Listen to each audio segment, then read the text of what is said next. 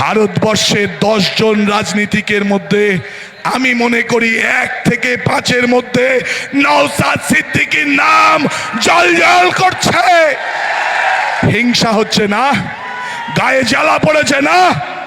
মাতিন সাহেব, তুমি স্টেজে বসে dance Paglu dance Paglu dance Paglu dance দেখছো, মেয়েরা নাচছে আর মাতিন সাহেব তালি দিচ্ছে। মাতিন সাহেব তৃণমূল করলে দোষ নেই, কাসেম সিদ্দিকী তৃণমূল করলে দোষ নেই, আর পীরজাদা নওশাদ সিদ্দিকী মেহনতি গরিব শ্রমজীবী মানুষের লড়াই করলে সেখানে দোষ। নওশাদ সিদ্দিকী পীরের औलाद, সে কেন রাজনীতি করবে? রাজনীতির একমাত্র মৌরুষি পাট্টা নিয়েছে তৃণমূল।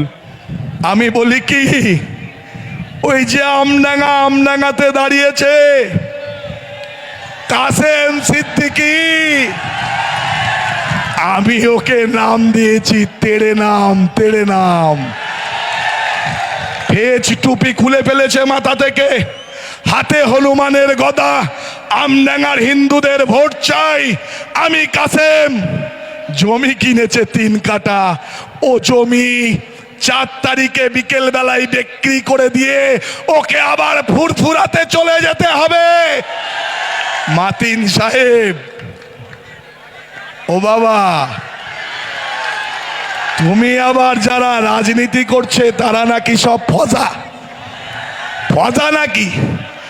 নওশাদ ভাইরা, আব্বাস সিদ্দিকীরা, তৃণমূলীরা বলছে আইএসএফ যারা করে তারা সব দর্জি, আইএসএফ যারা করে তারা সব জোগাড়ে, রাজমিস্ত্রির জোগাড়ে। ওদের আবার কি রাজনীতির জ্ঞান আছে? আরে আমাদের লড়াই তো সেখানেই। নওশাদ ভাইদের লড়াই 34 বছরের বামফ্রন্টের লড়াই, যে লড়াই 34 বছর ধরে বামপন্থীরা করেছে। আমরা বলি গরিব মেহনতি মানুষের পার্টি কমিউনিস্ট পার্টি। বামপন্থী মানুষ যারা, তারা খেটে খাওয়া মানুষ, কলে কারখানায় কাজ করা মানুষ। যারা আইএসএফ করছে তারা দর্জি গরিব মানুষ, যারা আইএসএফ করছে তারা জোগাড়ে, রাজমিস্ত্রির জোগাড়ে। এই গরিব মানুষকে এগিয়ে পিছিয়ে পড়া দলিত, মেহনতি, শ্রমজীবী, বঞ্চিত, এসসি এসটি মানুষকে তুলে আনার দায়িত্ব নিয়েছে নওশাদ ভাইজান। ভারতবর্ষের 10 জন রাজনীতিকের মধ্যে আমি মনে করি 1 থেকে 5-এর মধ্যে নওশাদ সিদ্দিকীর নাম জল করছে। হিংসা হচ্ছে না, গায়ে জ্বালা পড়েছে না? মাতিন সাহেব, তুমি স্টেজে বসে dance Paglu dance Paglu dance Paglu dance দেখছো, মেয়েরা নাচছে আর মাতিন সাহেব তালি দিচ্ছে। মাতিন সাহেব তৃণমূল করলে দোষ নেই, কাসেম সিদ্দিকী তৃণমূল করলে দোষ নেই, আর পীরজাদা নওশাদ সিদ্দিকী মেহনতি গরিব শ্রমজীবী মানুষের লড়াই করলে সেখানে দোষ। মনে করছেন এই রাজ্যে তৃণমূল ক্ষমতায় আসবে? তৃণমূল এবং বিজেপি তারা দুটো বাইনারি চালু করেছে। তৃণমূল আইএসএফ এবং সিপিআইএম এর কাছে গিয়ে, ভোটারদের কাছে গিয়ে বলছে, তোমরা খামে ভোট দিও না, তোমরা কাস্তে হাতুড়ি তাড়াতে ভোট দিও না।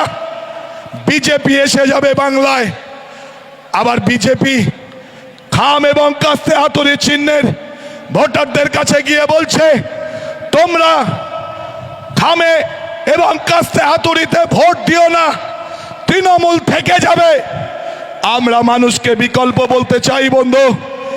পদ্ম ফুলের দেখতে সুন্দর, কিন্তু জলের তলায় ওর যে কাঁটা, ওই কাঁটায় বিষ আছে, বিষ। তৃণমূল রাজ্যের ভবিষ্যৎ প্রজন্মকে শেষ করেছে। কয়েকটা প্রজন্ম শেষ হয়েছে, মনে হতে পারে এই 15 বছর কয়েকটা প্রজন্ম কেন? আপনি ভাবুন, যে ছেলেটার আজকে 40-45 বছর বয়স, তার চোখে একরাশ স্বপ্ন ছিল, আমি লেখাপড়া শিখছি, আমার এই রাজ্যে ডিপ্লোমা ইঞ্জিনিয়ার, এই রাজ্যে বিটেক ইঞ্জিনিয়ার, এমটেক ইঞ্জিনিয়ার, এই রাজ্যে ফিজিক্স ম্যাথমেটিক্স কেমিস্ট্রিতে বিএসসি এমএসসি অনার্স ফার্মার্স, তারা আজ কাজ পায়নি, চাকরি পায়নি। মমতা ব্যানার্জি 15 বছরের শেষে এসে ও যুব সাথী প্রকল্প চালু করেছে, 1,500 টাকা যুবকদের ভাতা দিচ্ছে। আমরা বলতে চাই, অভিষেক ব্যানার্জি বলছে হাত খরচার জন্য দিচ্ছি, হাত খরচা করবে যুবক যুবতীরা। আজকে যুবক যুবতীদের হাতে 1,500 টাকা তুলে দিয়ে হয়তো ফোনের জন্য তারা রিচার্জ করে নেবে 400 টাকার। যারা পান খায়, গুটখা খায়, বিড়ি খায়, সিগারেট খায়, তামাক খায়, তারা ওই পয়সা খরচা করবে। দিনে কোনো দিন যদি হয় তাহলে একদিন বন্ধুদের সঙ্গে রঙিন জল খাবে, 1,500 টাকা শেষ। ওই গুটকা, বিড়ি, তামাক এর মধ্যে যুব সমাজকে ঢুকিয়ে দিতে চায় ওরা। 60টা গাঁজা জুয়াতে মানুষকে ঢুকিয়ে দিতে চায়, বেকারের ভবিষ্যৎ এইভাবে নষ্ট করছে। একটা সমাজ, ছাত্র সমাজ আজকে শিক্ষার অধিকার থেকে বঞ্চিত।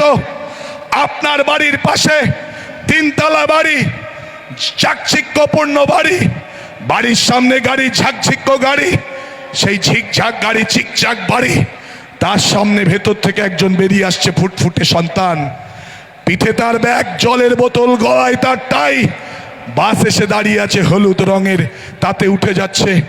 আমার আপনার গরিব মানুষ, আমরা খেটে খাওয়া শ্রমজীবী, মাঠে খাটা মানুষ, কলে কারখানায় ডেলিভারের কাজ করি। আমার বাচ্চা পারবে না সেন্ট্রাল মডার্ন স্কুলে যেতে, পারবে না। আমার বাচ্চা দিল্লি পাবলিক হাই স্কুলে যেতে পারবে না। আমার আপনার বাচ্চা পড়বে পাড়ার প্রাইমারি স্কুলে আর পাশের হাই স্কুলে। আজকে সেই হাই স্কুল একের পর এক শিক্ষকের অভাবে বন্ধ হচ্ছে। যে স্কুলে শিক্ষক আছে সেই স্কুলে ছাত্রছাত্রী নেই, যে স্কুলে ছাত্রছাত্রী আছে সেই স্কুলে শিক্ষক নেই। 8,642টা বিদ্যালয় তৃণমূলের জামানায় বন্ধ হয়ে গেছে। মমতা বলেছিল 10,000 মাদ্রাসা করে দেবো রাজ্যে, মাদ্রাসা করতে পারেনি। উল্টে এই রাজ্যে আরএসএস বেড়েছে। এই রাজ্যে হাফ প্যান্টওয়ালারা এখন ফুল প্যান্ট পরে, তারা নিজেদের প্রচার করছে। বামফ্রন্টের আমল, বিজেপির ক্ষমতা ছিল না এই রাজ্যে একটা কাউন্সিলর জেতানোর, বিজেপির ক্ষমতা ছিল না একটা পৌরসভা দখল করার, বিজেপির ক্ষমতা ছিল না একটা এমএলএ এমপি পদে আসার। এখন 77টা এমএলএ, 14টা এখন এমপি, আগে 18টা এমপি ছিল। বিভিন্ন পঞ্চায়েত তারা দখল করে চালাচ্ছে, পঞ্চায়েত সমিতি চালাচ্ছে, রাজ্যে পৌরসভার বড় একটা জায়গা দখল করে নিয়েছে। আমরা বলছি এই বিজেপি জাতির শত্রু, এই বিজেপি দেশের শত্রু। ওরা মানুষকে ভাগ করতে চায় ধর্ম দিয়ে, ওরা মানুষকে ভাগ করতে চায় জাত দিয়ে। আমরা বলছি ধর্ম যার যার, কিন্তু পেট সবার পেট। আমরা যারা ভুকা, আমরা যারা দরিদ্র, গরিব, মেহনতি মানুষ, আমাদের প্রত্যেকটা দিন আপনি দেখুন জিনিসপত্রের দাম অগ্নিগর্ভ। চালের দাম কত? 45 থেকে 65। কৃষক ধানের দাম পায় না। আলু স্টোরে ঢুকে গেলে 20 থেকে 25। কৃষক আলুর দাম পায় 2 থেকে 3 টাকা কিলো। পেঁয়াজের দাম এখন কৃষকের কাছে পেঁয়াজ হচ্ছে 10 থেকে 12 টাকা কিলো। তেলের দাম কত? কৃষক ফসলের দাম পায় না, কিন্তু মানুষ সবজি কিনতে গেলে অগ্নিগর্ভ দাম। আমার মায়েরা বসে আছেন, অনেকে আমাকে বলেন লক্ষ্মী ভান্ডার। আমি বলছি লক্ষ্মীর ভান্ডার 1,500 টাকা কেন? ওটা 500 থেকে শুরু হয়েছিল, তারপর 1,000, তারপর 1,500। লক্ষ্মীর ভান্ডার 1,500 টাকা হবে কেন? লক্ষ্মীর ভান্ডার 5,000 টাকা কেন হবে না? লক্ষ্মীর ভান্ডার মাস্টার মশাইয়ের বউ পাবে কেন? মাস্টারের ঘরের কন্যা লক্ষ্মী ভান্ডারের টাকা পাবে কেন? তার তো চাকরি থেকে লক্ষ লক্ষ টাকা আয়। ডাক্তারের বউ লক্ষ্মী ভান্ডারের লাইনে দাঁড়াবে কেন? যারা পুঁজিপতি মাসে 1 লক্ষ 1.5 লক্ষ টাকা আর্ন করেন, উপার্জন করেন, আয় করেন, তাদের মেয়ে বউরা কেন লক্ষ্মী ভান্ডারের লাইনে দাঁড়াবে? আসলে মমতা ব্যানার্জি ডোল পলিটিক্স চালু করেছে। পাইয়ে দেওয়ার রাজনীতি। পঞ্চায়েতে ভোট দাও, লক্ষ্মী ভান্ডারের টাকা নাও। বিধানসভায় ভোট দাও, লক্ষ্মী ভান্ডারের টাকা নাও। লোকসভাতে ভোট দাও, লক্ষ্মী ভান্ডারের টাকা নাও। আমরা বলছি এরা লক্ষ্মী ভান্ডার করে গ্রামের মায়েদের মন ভোলাতে চায়। আমার ভাবিরা, চাচিরা আছেন, মায়েরা আছেন, আমি বলছি আপনি ফিরে যান বাড়িতে গিয়ে। আপনি বোঝেন আপনার স্বামী, আপনার দেওর, আপনার শ্বশুর কখনো কখনো ইচ্ছা করে জিনিস ভুলে যায়, তেল আনতে ভুলে যায়। ভুলটা তার ইচ্ছা করে নয়, আসলে তার পকেটে পয়সা নেই। আমার কোনো সন্তানের শরীর খারাপ হলে আমি তাকে পথ্য দিতে পারি না, ধার কর্জা করে ওষুধ কিনে দিতে হয়। মায়েরা বুঝুন, আজকে বাজারের প্যাকেট নিয়ে বাজারে গেলে হাতে প্যাকেটটা থাকে বটে, ছেঁকা লাগে পকেটে। মায়েদের কাছে বলবো, প্রত্যেকটা জিনিসের দাম বাড়িয়েছে। গ্যাসের সিলিন্ডার 1000 টাকা, পেট্রোলের দাম 106 টাকা, ডিজেলের দাম 93 টাকা। কেরোসিন মাই রেশনে আমি লাস্ট কেরোসিন তুলেছিলাম 11 টাকা 75 পয়সা। সেই কেরোসিন 100 টাকা লিটার রেশনে। কোথায় গেছে বাজার ব্যবস্থা? আপনাদেরকে বলতে বলবো। আমি আর দুটো কথা বলে শেষ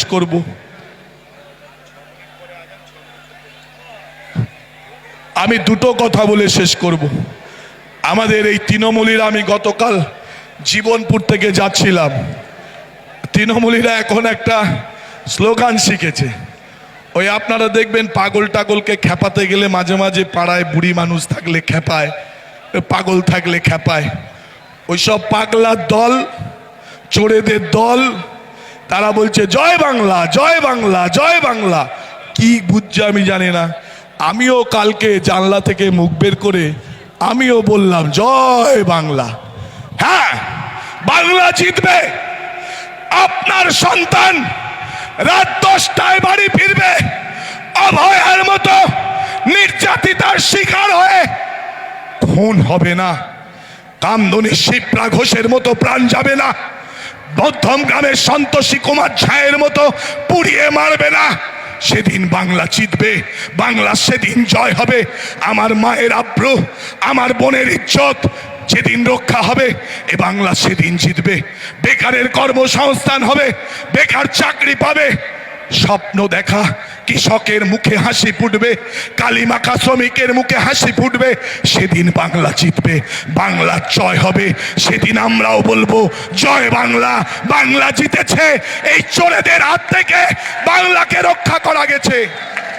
দেগঙ্গা যারা মনে করছেন দেগঙ্গাকে ভয় দেখিয়ে একটা কোম্পানির দল চালাবো, আমরা বলছি মূর্খের বাস্তে বাস করছেন। দেগঙ্গার মাটি দুর্জয় ঘাটি, দুর্বৃত্ত, তোমরা হুঁশিয়ার। আমরা হুমকি শুনতে পাচ্ছি, কাউকে বলছে হাত কেটে দেব, কাউকে বলছে ঠ্যাং ভেঙে দেব, কারোর বাড়িতে পুলিশ পাঠিয়ে কলাপসিগেল গেটে লাথি মারছে। আমরা পুলিশকে বলবো চটি চাটা বন্ধ করুন, চটি চাটা বন্ধ করুন। হুকুম জারি যদি আপনাকে করতে হয়, দেশের সংবিধান আপনাকে অধিকার দিয়েছে, দেশের সংবিধান আপনাকে ওই খাকি পোশাকটা দিয়েছে ন্যায়ের জন্য। খাকি পোশাক আপনি পরেছেন এমনি এমনি নয়। মানুষ খাকি পোশাক দেখে যেমন ভয় পায়, তেমনি বুকে সাহস যোগায়। আপনার আচরণে যদি মানুষ ভয় পায়, নিরাপত্তাহীনতায় ভোগে, তাহলে ওই খাকি পোশাক নিয়ে যা ছোটা ছুটতে হবে আপনি কল্পনাও করতে পারছেন না। রাজ্যের মানুষ অন্য কথা বলছে, দিদিমণি ক্ষমতায় আসছে না। সাদা হাওয়াই চটি নবান্নে পৌঁছলেও 5 তারিখে দেশের নয় এ রাজ্যের মেহনতি শ্রমজীবী মানুষ টেনে হিচড়ে মমতাকে নবান্ন থেকে নামিয়ে দেবে। আমি যে কথা বলে আমার কথা শেষ করব বন্ধু, এরপরে আজান হবে। আসুন, বুঝে নিতে হবে, আমাদের বুঝিয়ে দিতে হবে দেগঙ্গার তৃণমূলকে। দেগঙ্গার ঘাঁটি বামপন্থী আইএসএফদের ঘাঁটি, এই ঘাঁটিতে ফ্যাচাং ফুল ফুটবে না। তাই সতর্কভাবে সাবধানতার সাথে ধৈর্য ধরে আগামী কটা দিন এই নির্বাচনে আমাদের লড়তে হবে। কাজ অনেক, ধৈর্য ধরবেন, উস্কানি দেবে, আবার কোথাও কোথাও বলছে 1 নম্বরের বোতাম যদি তুমি না টেপো তাহলে মেশিন চলবে না। আমিও বলছি ও ভুল করবেন না, বাড়ি বুঝিয়ে দেবেন, মেশিন সাথে টিপলেই চালু হবে। আর 4 তারিখে দেগঙ্গা জয়ের আনন্দে নাচবে। এই কথা বলে সকলকে আমি আমার নমস্কার, সালাম, ছোটদের ভালোবাসা, অভিনন্দন জানিয়ে আমার কথা আমি শেষ করছি। ইনকিলাব জিন্দাবাদ, আইএসএফ জিন্দাবাদ। আগামী 29শে এপ্রিল আসছে দিন, এই আগামী 29শে এপ্রিল আসছে দিন, মা বোনেদের বলে দিন, পাড়ায় পাড়ায় বলে দিন, মাঠে ঘাটে বলে দিন, হাটে বাজারে বলে দিন। নমস্কার।